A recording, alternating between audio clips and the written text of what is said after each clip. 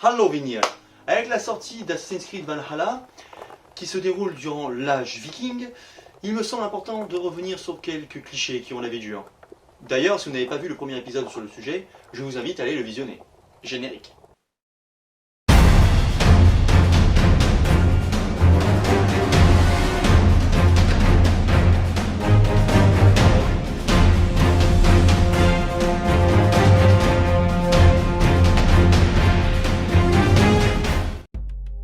Le mot viking.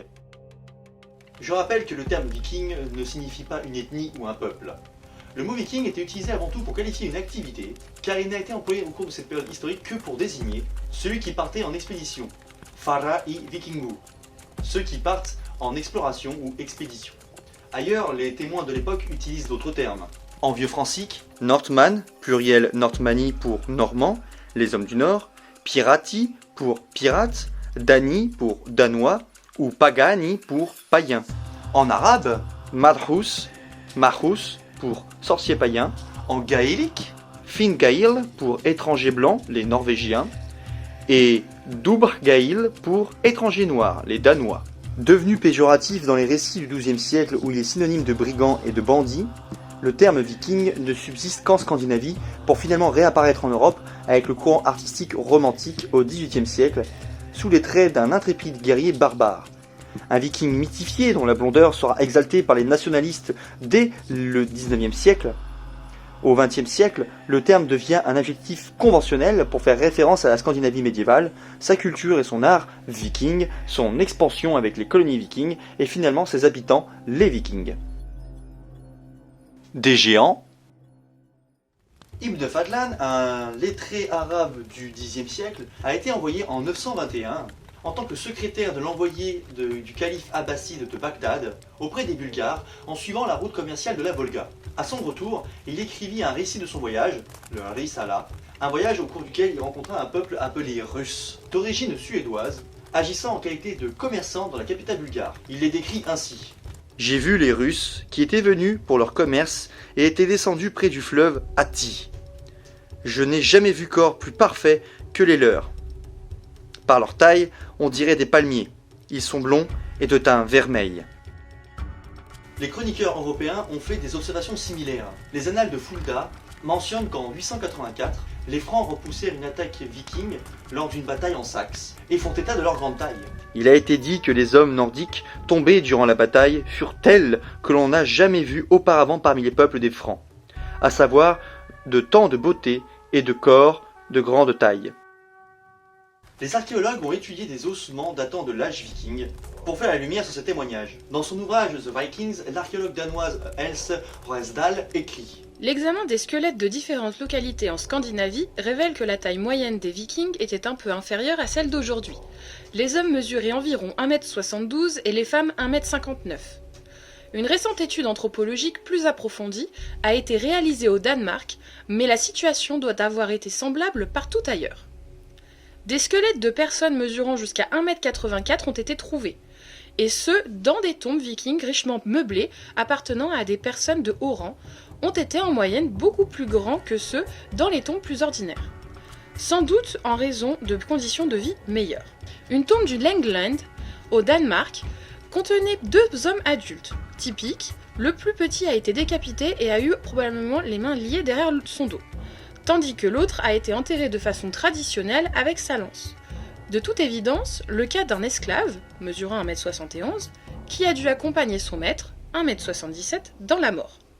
Par ailleurs, le squelette trouvé dans l'église de Jelling, qui passe pour être celui du roi Gorm du Danemark, connu autrefois sous le nom de Gorm l'Ancien, n'était que d'une taille moyenne, 1m72.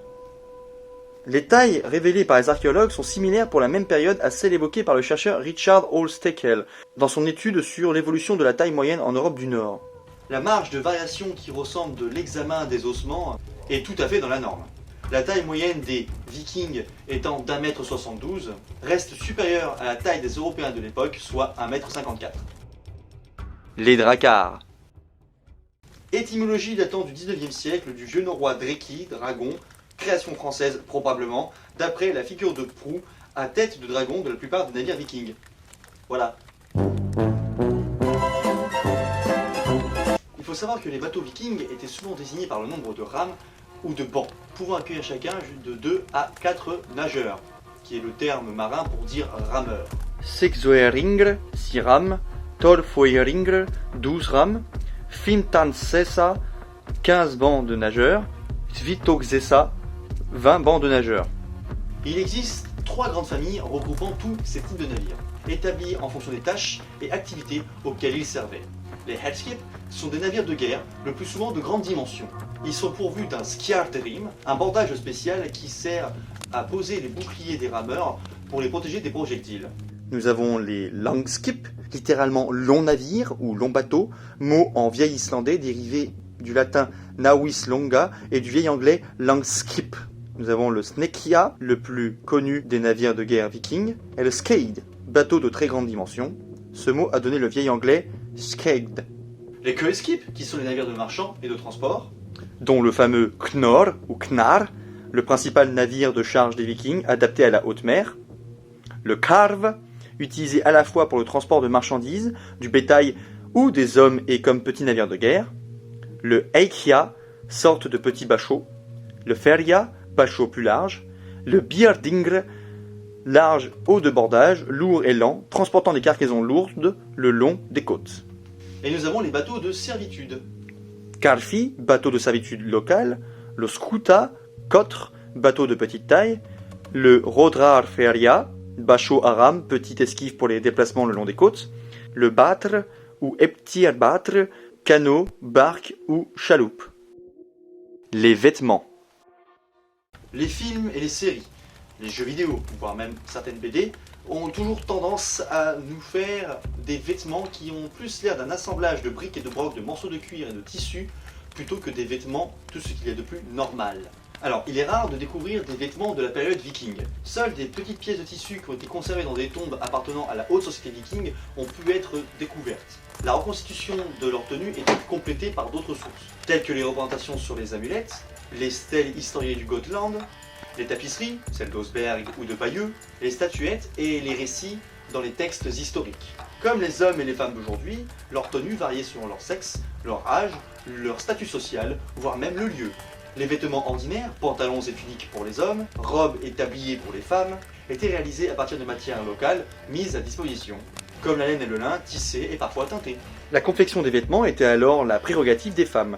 Les classes supérieures affichaient leur fortune en se parant de soie et de fil d'or en provenance de terres lointaines, comme l'Empire romain d'Orient ou Empire byzantin.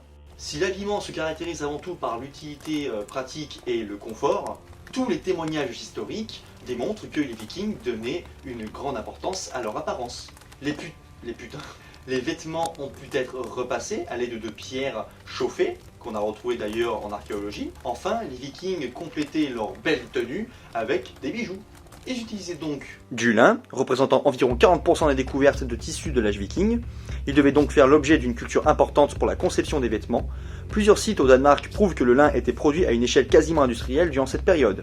La recherche a démontré que plus de 20 kg de plantes de lin étaient nécessaires afin de produire suffisamment de matière pour réaliser une seule tunique. En outre, du moment où le lin était semé jusqu'à ce que la tunique soit cousue, ce n'est pas moins de 400 heures de travail qui étaient nécessaires. Nous avons aussi le chanvre et l'ortie, sont les autres fibres végétales couramment utilisées pour la confection textile en Scandinavie. La laine, cardée, filée et tissée pour obtenir une toile appelée vatmal, était utilisée non teinte, dans toutes ses couleurs naturelles qui s'étalent du brun au noir, en passant par le gris, pour les vêtements de tous les jours, les vêtements de travail ou de voyage. Cette fréquence des vêtements non teints semble avoir été plus grande en Islande qu'en Scandinavie. Toutefois, la laine blanche, quant à elle, semble avoir été rarement laissée non teinte. La soie, pouvant faire partie du butin des raids menés par les Vikings, mais elle a été aussi largement importée grâce aux liens commerciaux qu'ils entretenaient, en particulier avec la Perse et Constantinople. La soie ainsi importée est, pour une partie, tissée en utilisant une technique appelée samit, une méthode de tissage orientale sophistiquée. Beaucoup de pièces de soie ont été coupées en fines lanières et utilisées pour décorer des habits et des accessoires tels que les chapeaux. Le cuir, un grand classique, permettait de fabriquer des chaussures, des ceintures, des casques et des armures aussi, mais aussi des vêtements imperméables à partir de peaux traitées avec de la cire d'abeille ou de l'huile de poisson. Et enfin les fourrures, D'ours, rennes, zibelines, martres, écureuils venaient agrémenter les capes des hommes, les châles des femmes et les couvre-chefs, tout en permettant de lutter contre le froid. La coloration était obtenue en faisant bouillir les matières premières avec différentes plantes. La laine était plus facile à teindre que le lin, les couleurs n'en étaient que plus vives. Nous avions le jaune, qui provenait probablement de l'oignon, cultivé par les Scandinaves. Le bleu provenait soit de la guède, une plante locale, ou de l'indigo, un colorant importé. Le bleu n'a été trouvé que dans les sépultures de personnes fortunées, ce qui donne à penser qu'il était probablement une couleur précieuse, à caractère sacré. Le violet provenait du lichen pourpre et était essentiellement prisé en Irlande et au Groenland. Le vert provenait d'un mélange de guède et d'oignon. La couleur verte n'a été retrouvée qu'en Scandinavie. Et le rouge provenait de la garance, utilisée en France et en Angleterre, et du gaillet odorant, présent en Scandinavie. Le rouge était une couleur très prisée par les Vikings, implantée en Angleterre et un marqueur de bonne fortune. Entre ça et ça, y a pas photo. La corne à boire. Les cornes à boire sont certainement les récipients les plus emblématiques et les plus symboliques représentant l'âge viking. Il s'agissait de cornes de bovins ou de chèvres, comme le prouvent les quelques rares vestiges retrouvés, la plupart d'une contenance inférieure à un demi-litre, ou les représentations iconographiques. En ce sens, les cornes de roc, nettement plus grandes, auraient été une exception, bien qu'elles servent souvent d'illustration. Les cornes utilisées par les Vikings étaient soigneusement polies et généralement décorées de quelques lignes incisées. Pour les notables et plus fortunés, elles étaient ornées de pièces d'orfèvrerie à l'embouchure et à la pointe. De nos jours, la corne à boire passe pour être la seule vaisselle qu'utilisaient les Vikings pour boire. Mais d'après les sources écrites telles que les sagas islandaises, les cornes auraient été réservées plutôt aux grandes occasions, utilisées pour les cérémonies et rituels, les célébrations saisonnières ou encore les fêtes dédiées à la boisson, telles que la solennelle fête de bière de Sambel, Sumbul en vieux norrois, évoquée dans les récits de Beowulf et Leda. De nombreuses pièces raffinées pour le service des boissons ont surtout été trouvées dans des tombes de femmes de l'âge du fer romain germanique jusqu'à l'âge viking. Les tasses en bois tournées, simples, sans anse, étaient probablement les plus couramment utilisées à l'époque viking. Il existait aussi des tasses en bois avec des anses très semblables au guksi, kuksa en finnois ou kasa en suédois, traditionnellement fabriquées par les Samis du nord de la Scandinavie à partir de loupes de bouleau et sculptées. Les tasses en céramique complètes de l'âge viking en Norvège sont presque toujours non décorées et sont plutôt rares. C'est la raison pour laquelle certains chercheurs prétendent que la Norvège ne produisait pas de céramique à cette époque.